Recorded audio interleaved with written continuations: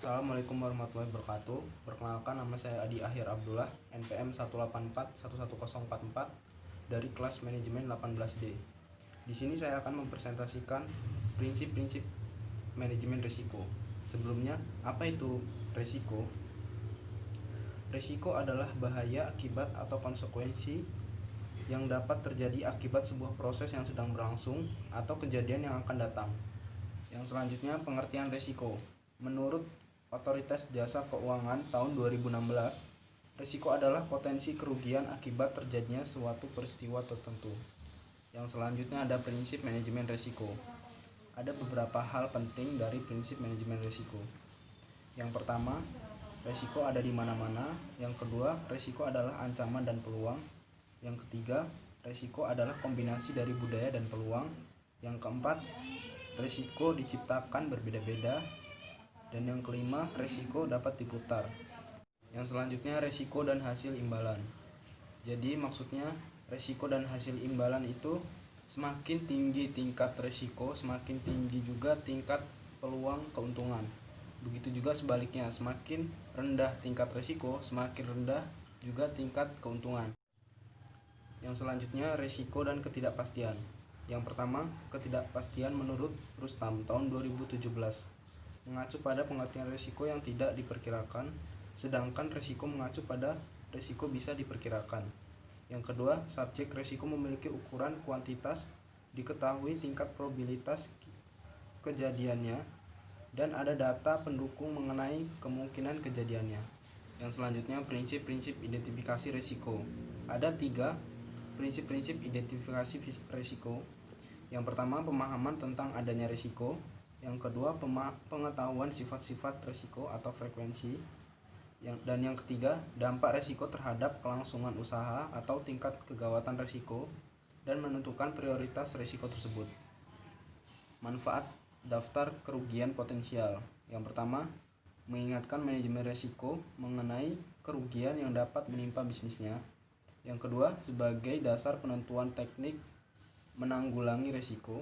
Dan yang ketiga, sebagai bahan pembanding dalam evaluasi program penanggulangan risiko yang telah dilakukan selama ini. Selanjutnya, sumber-sumber risiko. Ada beberapa sumber-sumber risiko. Yang pertama, lingkungan fisik.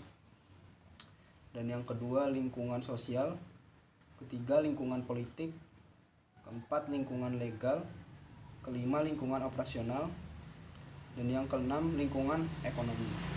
Dari sumber lingkungan fisik, risiko yang dialaminya, bangunan yang dimakan usia sehingga menjadi rapuh, sungai yang bisa menyebabkan banjir, gempa bumi, badai, dan topan.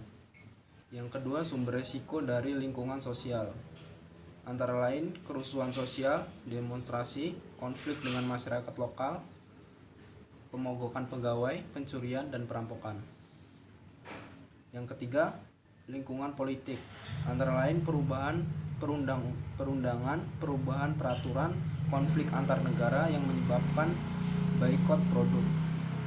Yang keempat, lingkungan legal, yaitu gugatan karena gagal mematuhi peraturan dan perundangan yang berlaku. Yang kelima, lingkungan operasional, yaitu kecelakaan kerja, kerusakan mesin, kegagalan sistem komputer, serangan virus terhadap komputer. Dan yang keenam, lingkungan ekonomi, antara lain keluasan ekonomi, inflasi yang tidak terkendali. Yang selanjutnya ada 6 tipe risiko yang penting.